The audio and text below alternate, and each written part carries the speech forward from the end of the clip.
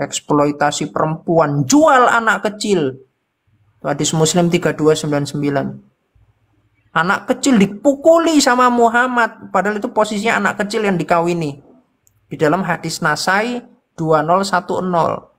Ketika Habibah di KDRT oleh Sabit, di dalam hadis Abu Daud 1901, Muhammad malah bilang apa? Ambil maharnya, ambil sebagian dari hartanya dan ceraikan dia. Itu hukum kulu. Kalau perempuan nggak mampu jadi samsak tinju sampai dia minta cerai, maka mahar dari laki-laki itu dan sebagian harta perempuan itu diambil oleh si laki-laki. Jadi perempuan-perempuan Islam, kalau kalian mau menikah, pastikan kalian siap atau sudah kuat menjadi samsak. Kalau belum kuat jadi samsak, jangan nikah dulu. Nanti ke suami kalian kalau mau menceraikan kalian tinggal mukul-mukulin aja kalian. Sampai kalian ampun-ampun gak tahan kena pukulan lagi, baru kalian minta cerai. Setelah itu apa? Mahar kalian diambil, harta kalian diambil, menangis kalian. Coba lihat kan, mana ada mualaf pintar? Kan bodoh semua. Kebodohan mereka nampak, lihat kalau mereka boleh bertanya kan. Lihat kemarin debat itu. Mualaf, mantan pendeta, tidak tahu Maria Magdalena itu bukan ibu Yesus. Itu gobloknya kan keterlaluan tuh. Anak sekolah minggu saja tahu itu. Coba itu tanya mana Ibrani. Tanya tuh, dia tahu tuh Maria Magdalena tuh bukan ibu Yesus. Tapi mualaf mantan pendeta bisa anggap. Itu kan gobloknya keterlaluan. Mantan pendeta. Tinggalkan gerejanya, sekarang istrinya yang ambil alih, ganti dia jadi pendeta. Tapi tanya, Yesus tidak bangkit karena tanda Yunus. Yunus tidak mati, berarti Yesus tidak mati. Bapak ini mualaf, mantan pendeta. Assalamualaikum warahmatullahi wabarakatuh. Berjumpa lagi dengan HMC Nusia Channel Portal Berita yang menyajikan informasi seputar dunia debat lintas agama secara tepat, cepat, akurat, dan terpercaya. Kita ketahui bersama, Polycarpus itu terus tumbuh subur seperti jamur di musim hujan. Makin hari makin banyak penghujat-penghujat baru bermunculan. Dan kita tidak tahu mengapa penegak hukum di negara kita seperti membiarkan, seperti enggan untuk mengurus para penghujat ini. Apakah memang ada ketakutan dari penegak hukum kita kepada organisasi yang ada di belakang para Polycarpus? Atau ada agenda tersembunyi dari munculnya hujatan-hujatan mereka? Mari kita lihat dan kita tunggu ya, bagaimana jadinya negara kita kalau penghujat-penghujat ini terus dibiarkan. Tetapi tentu saja teman-teman, kita harus melakukan ikhtiar juga. Kita harus melakukan bagian kita.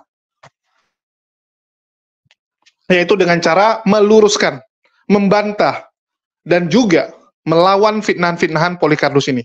Untuk itulah kita akan terus bersuara teman-teman. Kita akan terus mengabarkan kebenaran. Teman-teman ketahui, belakangan ini ya, banyak sekali framing-framing jahat dibuat oleh Polycarpus. Bahkan jumlah channel Polycarpus terus bertumbuh. Komal-komal mereka terus bertambah banyak. Sudah tidak terhitung berapa banyak penghujat yang bermunculan di komal-komal TikTok. Saya juga nggak ngerti kenapa mereka bisa begitu cepat, begitu agresif merekrut orang. Apa karena memang dana yang mereka miliki itu sangat besar, sehingga begitu cepat mereka rekrut orang, mereka siapkan perangkat, dan sebagainya. Tetapi yang pasti teman-teman, kita berdoa, semoga Allah membukakan, Allah menunjukkan keadilannya. Dan saya yakin, cepat atau lambat, para Polycarpus ini akan diringkus. Cepat atau lambat. Kita lakukan ikhtiar kita lakukan bagian kita saja, ya teman-teman. Oke, di kesempatan kali ini, saya akan membahas tentang salah satu murtadin kebanggaan Polycarpus. Murtadin yang mereka sebut sebagai guru besar. Mereka anggap sebagai jagoan utama. Yaitu siapa lagi? Kalau bukan pendeta Bulukusuntur Saifuddin Ibrahim. Bulukusuntur Saifuddin Ibrahim adalah orang yang sangat dipuja-puja oleh Laskar Polycarpus. Mereka bilang seharusnya umat muslim itu belajar dari Saifuddin. Saifuddin itu ustadz besar, guru besar di Al-Zaitun. Dia sangat mengerti agama Islam. Saking ngertinya, dia memilih meninggalkan Islam. Karena dia tahu bahwa agama Islam itu tidak menjamin keselamatan. Kalau masalah tidak menjamin keselamatan, ya pengen ada orang yang dikorbankan, itu anak kecil. Anak kecil di Islam juga tahu. Agama Islam bukan agama yang mengorbankan orang lain untuk selamat. Agama Islam bukan agama yang modal percaya kamu selamat. Enggak. Anak kecil juga tahu. Coba kalian tanya kepada anak kecil di Muslim tentang bagaimana cara masuk surga. Apakah kamu masuk surga karena ada yang menebus dosamu? Ada yang jadi tumbal? Coba tanya. Pasti anak kecil tersebut akan menjawab, enggak. Cara masuk surga adalah amal ibadah kita. Amal ibadah kita. Jadi umat Muslim itu udah clear. Cara masuk surga ya amal ibadah. Jadi kalau kamu gagal, kamu banyak berbuat kejahatan, kamu tidak melakukan ibadah, maka kalau masuk neraka ya dia siap. Kita siap dengan konsekuensi tersebut. Sama seperti orang dijebloskan ke penjara karena membunuh, karena merampok. Dia juga sadar bahwa yang dia lakukan kesalahan, dan dia terima. Coba lihat orang-orang yang masuk penjara itu. Rata-rata mereka terima kan? Ujungnya mereka terima, walaupun di awal, ya paling mereka berusaha supaya bisa hukumannya rendah. Tapi mereka masuk penjara pun mereka terima, karena mereka sadar bahwa yang mereka lakukan salah. Umat Muslim siap. Umat Muslim tuh siap masuk neraka, kalau memang perbuatannya nggak benar. Kami bukan orang yang menumbalkan orang lain supaya kami masuk surga. Kami bukan orang seperti itu. Oh, kita butuh tumbal penebus dosa. Enggak, kami enggak gitu. Jadi kalau dibilang Saifuddin ngerti, ya Saifuddin tuh nggak ngerti apa-apa, teman-teman. Dan kita sudah banyak membuktikan bahwa Saifuddin sama sekali nggak ngerti. Saifuddin murtad, itu pun lantaran, ya mohon maaf, lantaran memang masalah perut dan di bawah perut. Ya, kalian bisa lihat, dulunya dia memang punya jabatan di Al Zaitun. Ketahuan korupsi. Ketahuan melakukan penggelapan. Terus pangkatnya diturunkan. Ditaruh di lahan yang kering. Kalau sebelumnya dia duduk di lahan basah. Dia bagian tata usaha. Dia bagian yang mengurusi tamu-tamu dari luar. Dia ngurusi donatur-donatur dari luar. Tiba-tiba, cuman jadi staf biasa, makan gaji doang. Stres. Yang sebelumnya banyak uang masuk, tiba-tiba nggak ada uang sama sekali. Nggak ada uang masuk. Di situ mulailah otak dia dipengaruhi oleh setan. Karena dia kenal dengan banyak misionaris, dengan banyak orang di luar Islam, yang memang selama ini mengatakan di tempat mereka enak. Di tempat mereka bebas, makan apa saja boleh. Nggak perlu sholat. Ibadahnya gampang.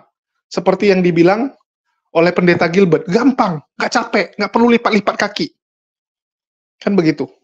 Itu yang membuat Saifuddin terlena. Penasaran, pingin. Apalagi ada duitnya. Ada duitnya. Terus ditambah, perempuan-perempuannya, oh seksi. Seksi, teman-teman. Saat itu Udin, ya mohon maaf, sudah lama tidak keluar barangnya. Kan istrinya sudah meninggal. Saat Udin jatuh, pangkatnya diturunkan, istrinya sudah meninggal. Jadi udah kerjaan berantakan, nggak ada teman curhat, stres lah dia. Kan begitu. Terus ditawari, hidup enak, dibilang perempuan di sebelah bebas, ya bajunya nggak tertutup, seksi, wah pindahlah teman-teman, pindah. Dan ini disampaikan sendiri oleh Saifuddin, alasan dia murtad, itu bukan karena dia belajar Kristen, karena dia percaya Kristen, enggak. Sekarang aja dia bilang percaya Kristen, sekarang aja. Awal mulanya enggak kok. Awalnya dia murtad, itu hanya karena dia kasihan sama orang sebelah. Dia ngomong ya, dia bilang kasihan. Jadi dia pindah ke sebelah supaya ada yang bersuara. Karena yang di sebelah ini banyakan donatur. Tapi yang maju ke depan nggak ada.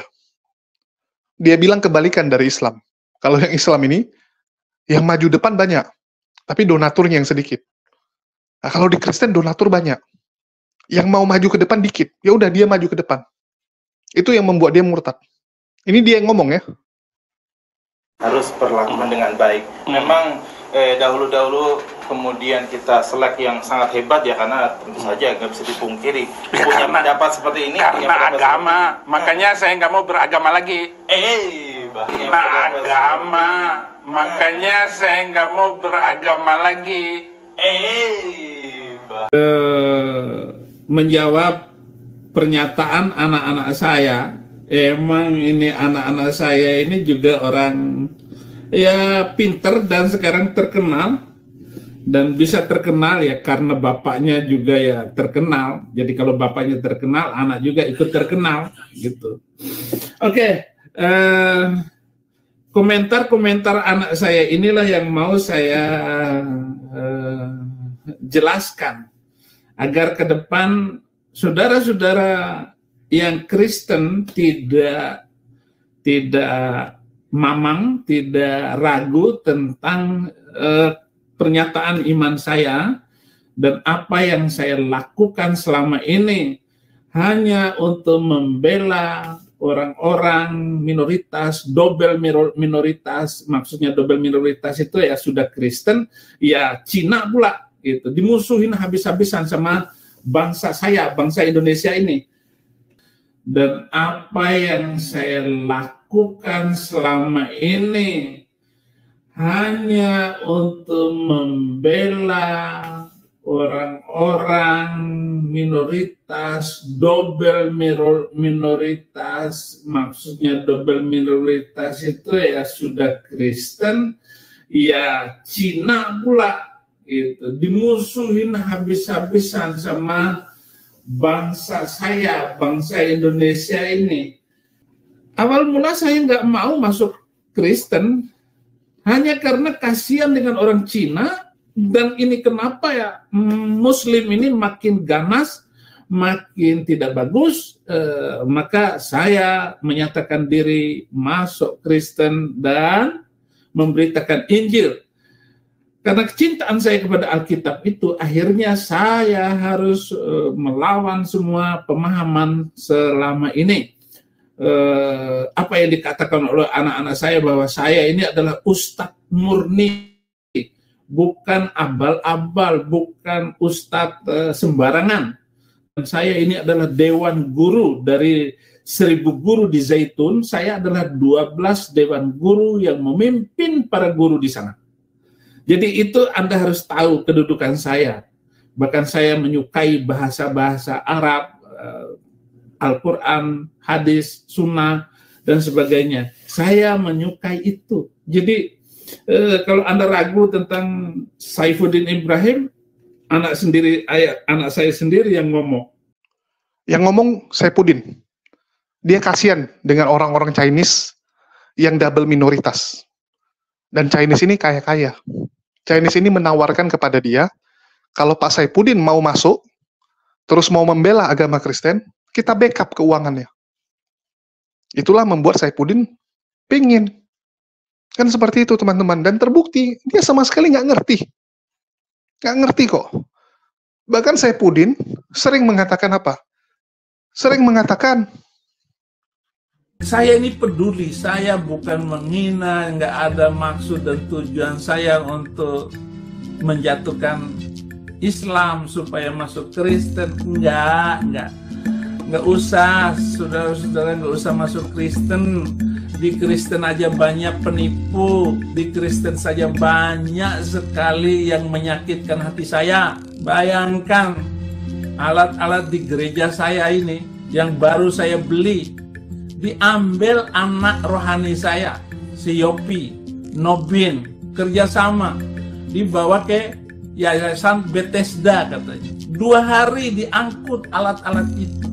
Di Kristen sudah banyak jahat, nggak usah masuk Kristen, karena orang-orang di Kristenannya banyak yang jahat. Mau jadi pelayan Tuhan, dengan menipu gurunya ditipu, itu di Kristen. Coba diperbaiki di Yayasan Bethesda itu. Bu Desra, kamu sebagai ketua umumnya yayasan itu. Kalau nggak bisa perbaiki, nggak usah melayani. Nggak usah sombong, nggak usah bawa-bawa nama Saifuddin Ibrahim. Biar tahu semuanya. Saya nggak suka pelayan busuk di dalam gereja. Ingat baik-baik ya Yopi ya, kamu nggak ada bertanggung jawabnya. Dasar otak narkoba. Dasar otak narkoba. Jadi jangan ya teman-teman, jangan masuk Kristen. Karena orang-orang di Kristen jahat-jahat, menurut Saipudin. Bukan menurut saya ya, menurut Saipudin. Nah ini beda teman-teman. Saipudin masuk Kristen karena mau pengen uang. Karena pengen kaya raya. Karena pengen merubah nasibnya, sebelumnya miskin. Dia pengen jadi kaya raya, seperti gurunya. Ya, siapa gurunya? Panji Gumilang. Dia lihat, wah Panji Gumilang enak hidupnya. Dia pengen seperti itu. Cuman di Islam nggak bisa. Persaingan berat. Kan begitu. Di Islam persaingan berat. Mau bicara ilmu, ilmu dia kurang. Mau bicara penampilan untuk tampil, ya dia kurang juga. Pendidikan, ya kurang juga. Mau belajar lagi udah tua, berat. Betul tidak? Susah bersaing. Sedangkan di sebelah, yang penting modal nekat, punya title murtadin, apalagi dulunya ustadz, wah, cepat kayaknya. Ya udahlah ke sebelah. Kan begitu. Kalau di Islam nggak kepake orang seperti ini, teman-teman. Mohon maaf saya katakan. Nggak terpakai. Kenapa nggak terpakai? Ya kalian lihatlah kualitasnya. Betul tidak? Kualitasnya seperti apa? Kayak Ustadz Wafi ya, baru terpakai. Hafalannya kuat. Pengetahuan kitabnya luar biasa. Masih muda, masih berpotensi naik. Bang Zuma, bagaimana retorikanya, orasinya, cara penyampaiannya, luar biasa. Kalau Saipudin nggak akan kepakai. Tapi di sebelah terpakai. Ya udahlah, pindah sebelah. Kan begitu. Memang kadang-kadang, orang itu ya, tergantung tempatnya. Ada orang di tempat sini dia nggak berkembang. Di tempat ini dia nggak terpakai. Tapi begitu dia pindah ke tempat lain, wah dia jadi pahlawan, dia jadi orang hebat di sana. Ya pindahlah dia. Cuman yang kita sayangkan, dia pindah malah menghujat. Nah, ini yang nggak benar. Bahkan itu disayangkan oleh istrinya sendiri. Sarah Ayu ya. Sarah Ayu atau Ibun, itu sering cerita sama saya. Padahal Abi itu, kalau dia hanya fokus pelayanan, fokus dengan pendetanya, lumayan dapat duit. Walaupun nggak sebanyak dengan menghujat. Tapi minimal bisa dinikmati. Bisa dipakai dengan keluarga. Kalau sekarang jadi penghujat, uang banyak. Tapi hidup nggak tenang. Terus, dia punya dapur 2. Sehingga biayanya jadi mahal. Kan begitu. Di sana dapur, di sini dapur. Jadi lebih mahal juga jadinya. Belum lagi biaya-biaya yang lain, di Amerika mahal. Dia kan dapat duit dari donasi orang Indonesia kebanyakan, bukan donasi dari luar. Donasinya banyakkan rupiah. Berat dia, teman-teman. Jadi walaupun misalnya dia dapat sebulan 200 juta, dapat 200 juta, tapi yang dia biayai terlalu banyak. Mending dia fokus jadi pendeta, dapatnya cuma 70-80 juta, tapi pengeluarannya bisa diatur. Itu yang ngomong Ibun ya, bukan saya.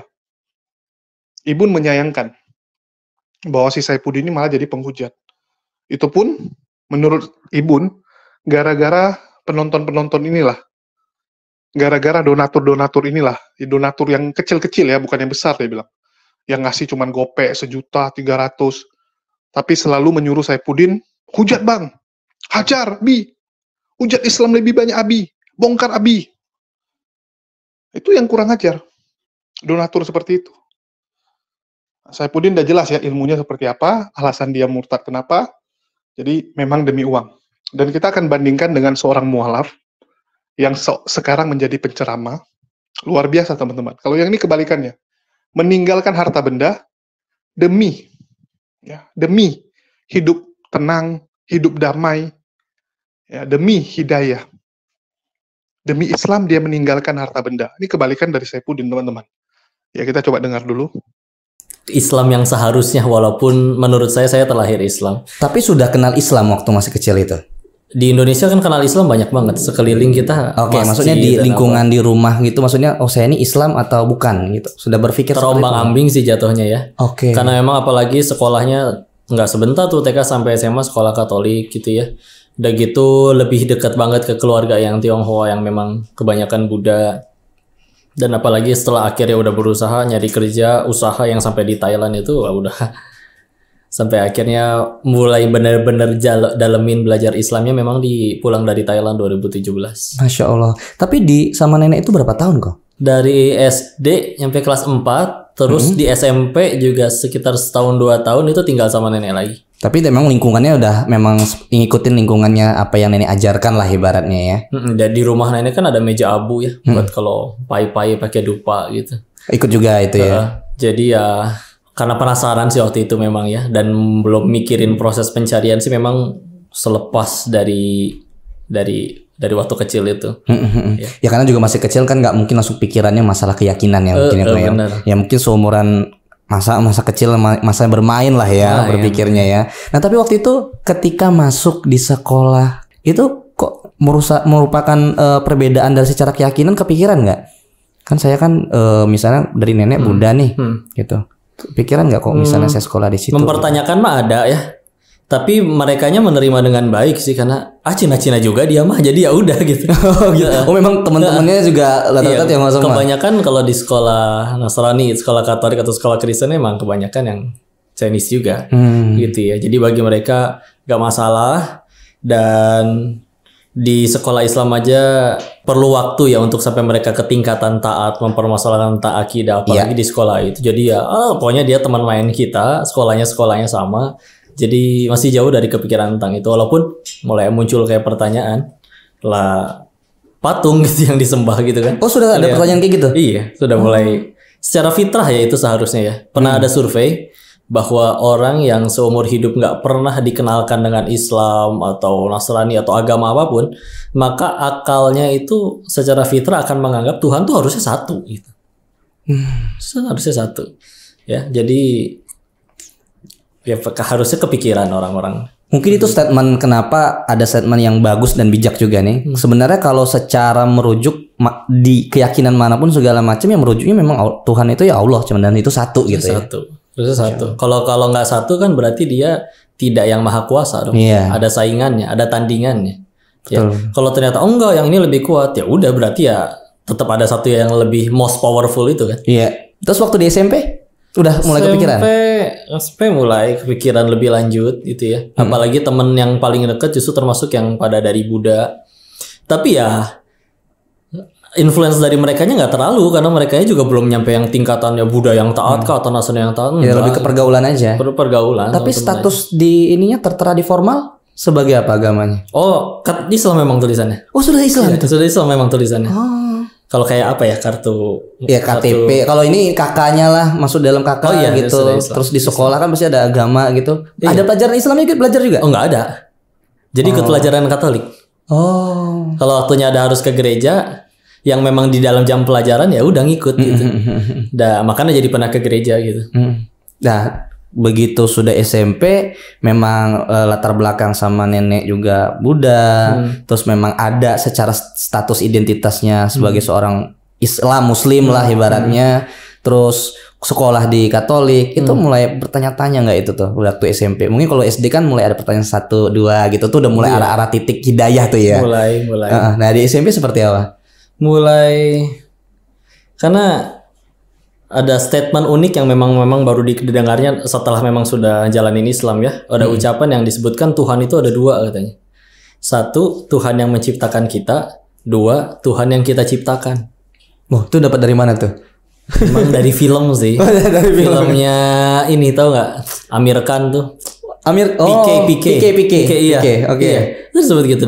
Ya juga ya. Betapa banyak yang sebetulnya kita sembah, atau sebetulnya bahkan kata la ilaha illallah suka diartikan tiada Tuhan selain Allah. Padahal kata ilah sendiri kan secara lugawi aja lebih tepat diartikan sesembahan. Tapi kalau sudah secara istilah, maka sesembahan itu bahkan ilah itu bisa berarti apapun yang mendominasi hati. Contoh, ada orangnya memang sholat, tapi ketinggalan sholat nggak nangis, kehilangan duit dia nangis. Berarti ilahnya masih belum Allah. Gitu ya. Nah, ilah manusia tuh banyak banget gitu ya. Masih harta. Ya. Bahkan dari yang nggak ada bentuknya seperti kayak jabatan dan lain-lain, atau yang jelas-jelas ada bentuk.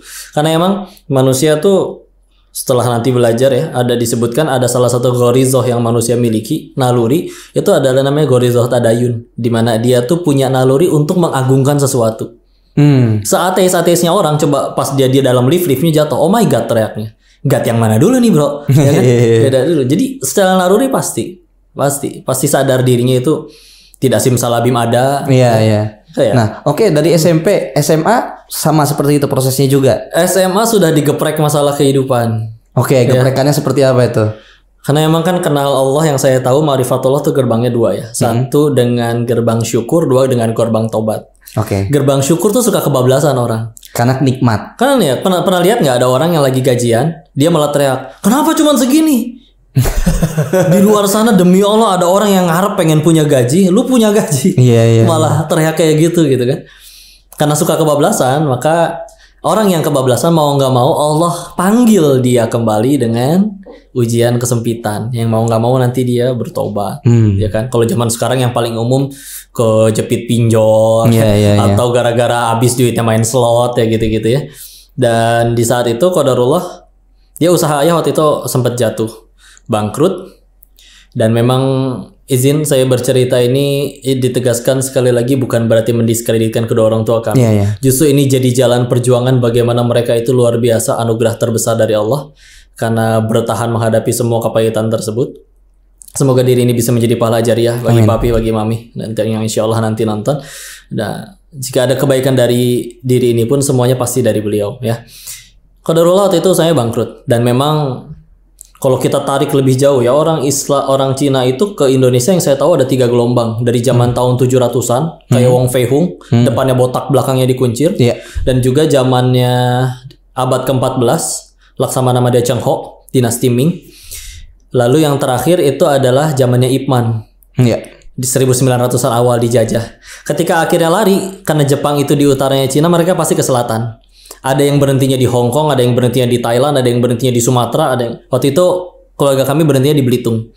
Sumber kami dari Cina, Fujian, orang nyebutnya Hokkien, provinsi Fujian. Pilihannya cuma 2, antara dagang atau masuk dunia hitam. Ayah adalah kayaknya salah bandar judi paling besar di Bogor waktu itu. Wow. Di Jakarta, beberapa kasino, gedung-gedung yang sekarang gedungnya ada yang jadi gereja, ada yang jadi klub. Itu dulunya kasino-kasinonya ayah. Itu tahun 80-an? 2004 ke bawah ya, berarti dari saya lahir 1991, makanya diri ini izin dia besarnya dari situ gitu ya. Dari uang itu. Dan memang berhentinya 2004 ketika ganti Kapolri, itu semua nggak bolehin lagi. Makanya mulai dari itu lari ke online kan semuanya. Sebelumnya itu fisik. Nah karena bangkrut di situ, habis semua usaha yang putih juga gagal gitu ya. Beliau juga sakit, akhirnya hutang pun jadi di mana-mana. Pernah suatu ketika dibangunkan oleh kedua orang tua yang kelihatannya habis bertengkar karena matanya berkaca-kaca. Dikasihlah selembar surat. Ini surat apa? Buka aja, baca aja. Begitu dibuka adalah rincian hutang-hutang beliau. Waktu itu nominal yang tertera di satu kertas yang itu aja ada 59.750.000. Oh, di zamannya 2004. Di zaman 5.000 perak itu bisa bikin motor full tank. Bensin masih 1.500. Ada ucapan, kalau suatu saat Koko jadi orang, tolong dilunasin. Kami udah nggak sanggup. Jadi, waduh ini gimana? Di saat teman-temannya masih asik-asik main, ini udah harus gimana caranya? Pengen sayang kepada mereka, ingin gantikan posisi mereka. Tapi ya hidup aja pasti bergantung dari uang jajan. Apa yang bisa dilakuin? Usia berapa itu? 14-15 tahun lah berarti. Itu udah nyampe ke tingkatan mulai dari SMA ketika udah kejadian. Karena dari 2004 waktu masih SMP hingga akhirnya pada bangkrut itu kan. Lama tuh kepahitan tuh, uang sekolah pada nunggak ya. Berbalik dari yang dulunya namanya bandar judi punya segalanya jadi habis semuanya. Jadi mulai dari kepahitan itu, kelaparan tersebut, kekurangan tersebut, tapi mereka Masya Allah tetap terus bertahan demi anak-anaknya. Jadi kan mulai cerita atau sama teman, mulai pengen cari solusi atau nyelamatin mereka cita-citanya. Tapi ya akhirnya pada nyeletuk. Kita mah nggak bisa bantu apa-apa bro, cari Tuhan aja lah. Nah, itu sebetulnya mulai nyari itu di situ, mulai nyari. Karena minimal seenggaknya pengen tenang dulu. Karena gimana caranya? Itu tuh baru ke utang ke satu orang tuh yang nominal segitu, belum utang yang lain. Ya, uang jajan cuma 5.000 atau sampai 10.000 per hari. Kapan lunasnya? Jadi gimana ini ceritanya? Siapa lagi yang bisa tolong? Iya. Nah kan kadang biasanya kalau udah mentok baru kan? Iya, baru Dari Tuhan. memikirkan Tuhan ya. Jadi ada kepahitan dulu di situ. Nah dari situlah mulai mempertanyakan terkait ketuhanan. Iya, termasuk. Nah dari situ pikiran terkait ketuhanan itu seperti apa? Artinya kan dengan gelombang kehidupan yang keyakinannya beragam-ragam beragam. dan lingkungannya juga beragam. Bagaimana akhirnya masuk mengenal sebagai Islam yang kafah itu seperti apa? Dulu akal ini mikir gitu ya, kalau misalkan di sini ada gelas, ini gelas pasti ada yang nyiptain gitu. Oke. Nah, yang nyiptain si pencipta gelasnya siapa? Orang tuanya katanya. Orang tuanya dari mana kakek neneknya? Atau gitu ya terus ya. Tapi kan pasti secara dulu kami berpikirnya bahwa pasti ada yang sudah ada duluan sebelum semuanya ada. Dan bahkan dia akan tetap ada setelah semuanya tiada. Ya. Dan kalau nanti setelah akhirnya lebih lanjut, pertanyaan itu berkembang yang ternyata di dalam Islam pun itu dijawab. Disebutnya Al-Uqdatul Kubro. Dari mana kita berasal, untuk apa kita diciptakan, dan setelah mati akan kemana. 3 poin itu ya yang menjadi ini. Jadi mulai mencari tahu. Bahkan kalau ada teman-teman yang bertanya tentang ketuhanan, kadang dikasih PR aja, jawab aja tentang 3 hal itu. Silakan cari ke agama manapun. Paling puas pasti di Islam. Ya. Jadi mulai mencari tahu tentang itu. Ke gereja pernah. Ke wihara juga pernah. Itu untuk mencari kebenaran itu tadi. Mencari untuk sama sekaligus memang selain mempertanyakan tentang itu juga ya minimal pengen tenang dulu lah. Ya. Cuman ya qadarullah ketika bahasan untuk nyari tenangnya, afwan ya kalau misalkan di gereja itu kan apalagi kalau yang kayak Kristen itu ada yang pelayanannya tuh ngeband. Rame gitu kan. Apalagi dulu waktu SMA juga suka ngeband. Teman-teman gitaris sama basisnya orang gereja. Entah kenapa pada lebih jago emang kalau orang gereja main alat musiknya. Jadi gimana bisa tenang ini kalau malah makin jedak-jeduk begini gitu.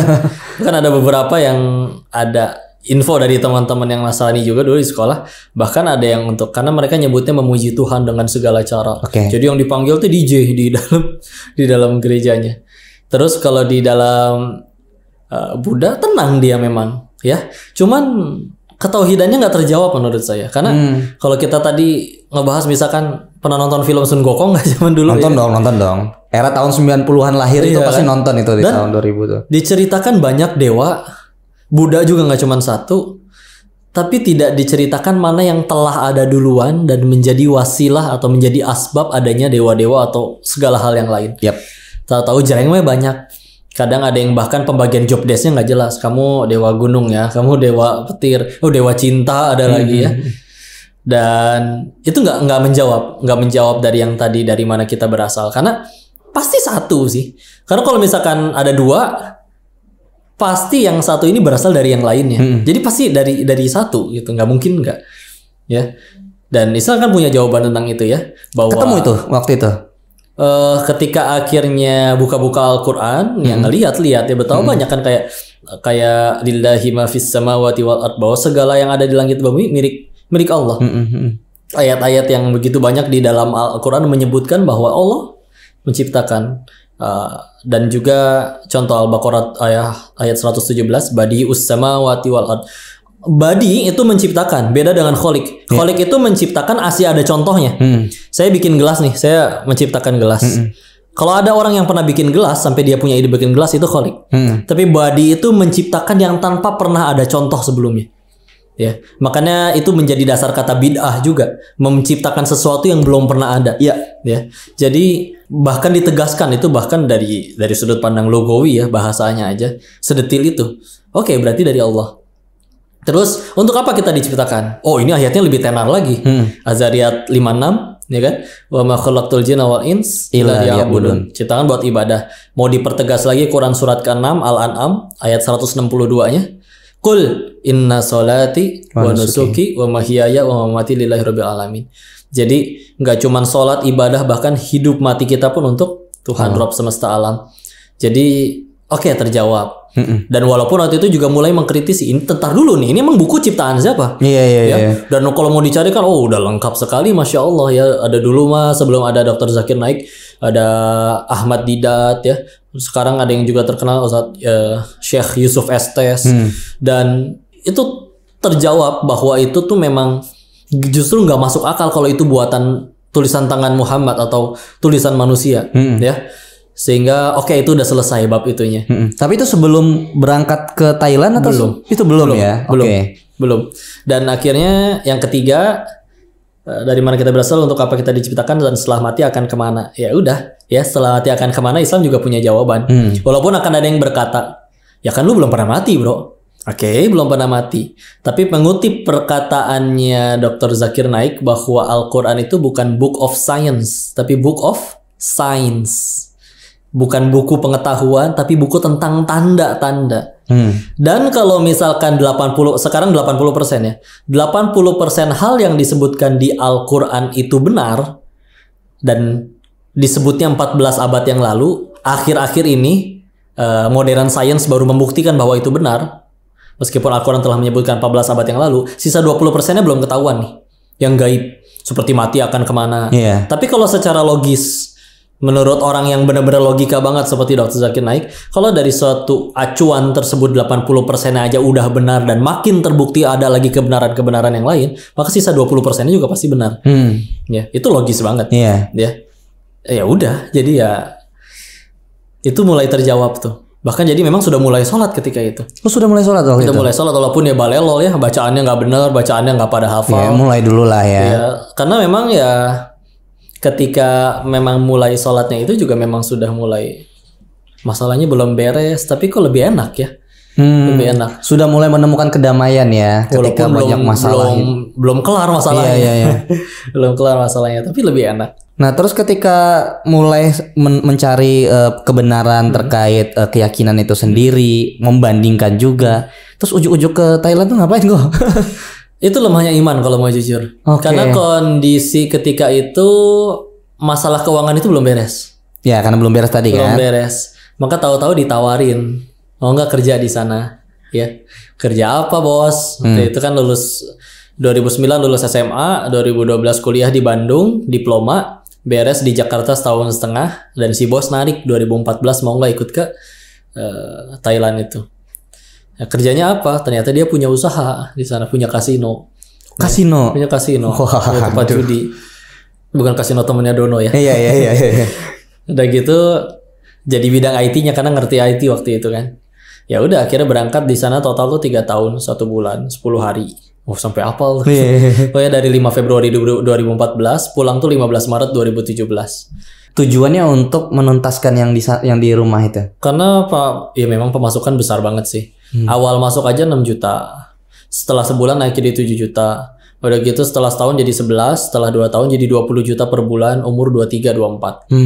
Dan itu di luar uang makan. Uang makan bisa nyampe 10.000 baht. Kalau dirupiahkan berarti 4 juta. Kalau nggak ngerokok mah lebih banget itu. Alhamdulillah nggak ngerokok kan.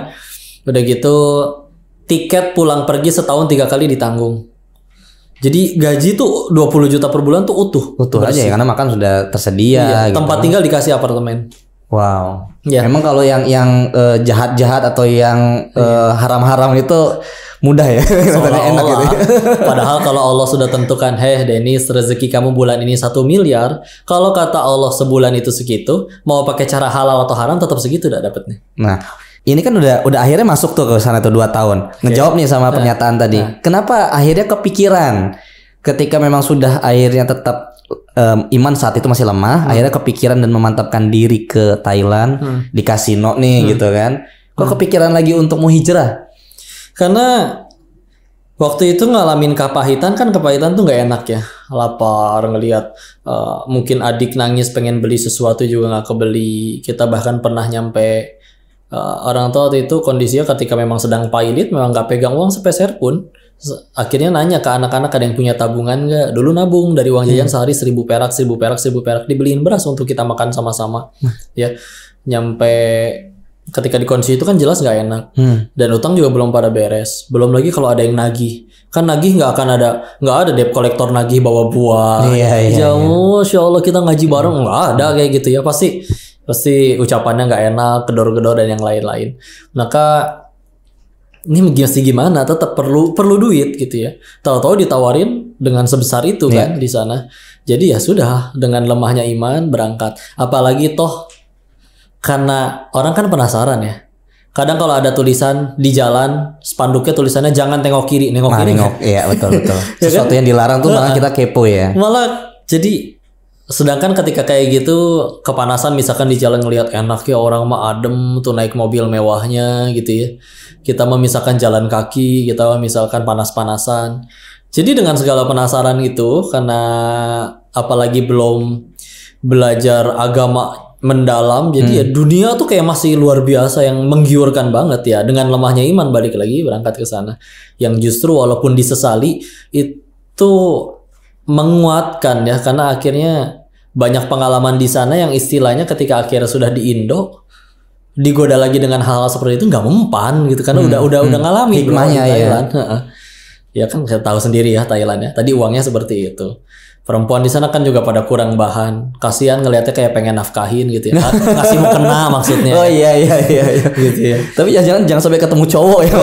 Pernah ditembak cowok sama di Thailand. Oh iya. Ngerasain ditembak cowok tuh 2 kali. Seorang cowok dengan tubuh lebih tinggi besar kekar berkata mau nggak jadi pacar saya. Tentu itu nggak diterima kan? Tapi pengen nonjok gedean. Oh iya. Iya, jadi memang beda kualitas ya antara Kodenis Lim sama Abi Saifuddin Ibrahim. Dua-dua sekarang menjadi penceramah di agama masing-masing. Yang satu murtadin, yang satu mualaf. Yang satu ngotot mengatakan bahwa ingin membela kaum minoritas, terutama yang Chinese, double minoritas. Sedangkan yang Chinese sendiri sekarang berbondong-bondong mualaf.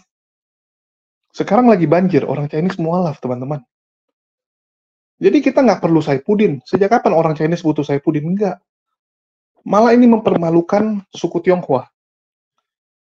Gara-gara Saifuddin, suku Tionghoa ini jadi nggak enak sekarang. Gara-gara dia jual namanya kan. Dia bilang ini karena Tionghoa, demi bela Tionghoa. Ini kan nggak benar nih. Orang Tionghoa nggak butuh Saifuddin. Saifuddin itu sampah. Silakan dicek. Orang Tionghoa dari dulu nyaman di Indonesia kok. Walaupun jujur, ya mungkin ada beberapa hal yang kita beda. Perlakuan ya dari beberapa orang, ya, itu harus kita akui. Contoh saya, dulu saya mau bikin surat domisili. Bayangkan, saya tinggal di situ, saya bikin surat domisili, kena biayanya mahal sekali. Tapi ya sudahlah. Saya anggap ya itu resiko. Negatifnya di situ, tapi plusnya apa? Pelayanan saya diutamakan. Kita harus akui, Chinese ya, kalau kalian ke tempat makan, kalian kemanapun, biasa lebih diperlakukan istimewa. Contoh saya sama Kores. Saya sama Kores ke satu tempat, saya yang diutamakan. Dianggap Kores ini cuma karyawan atau bawahan gitu. Mau belanja saya diutamakan, ya saya dilayani duluan. Jadi plus minus lah. Ada plusnya, ada minusnya. Minusnya yaitu orang masih ya menganggap Chinese itu kayak ATM. Ya. Contoh juga kayak sekarang Polikarpus laporkan saya. Kepolisian lebih cepat. Lebih cepat panggil saya karena dianggap oh Chinese nih. Ya, bisa jadi kan gitu. Bisa jadi gara-gara Chinese jadi lebih cepat. Jadi plus minus lah. Ya, plus minus. Oke, mungkin itu aja yang bisa saya sampaikan, dan kalian yang belajar sendirilah.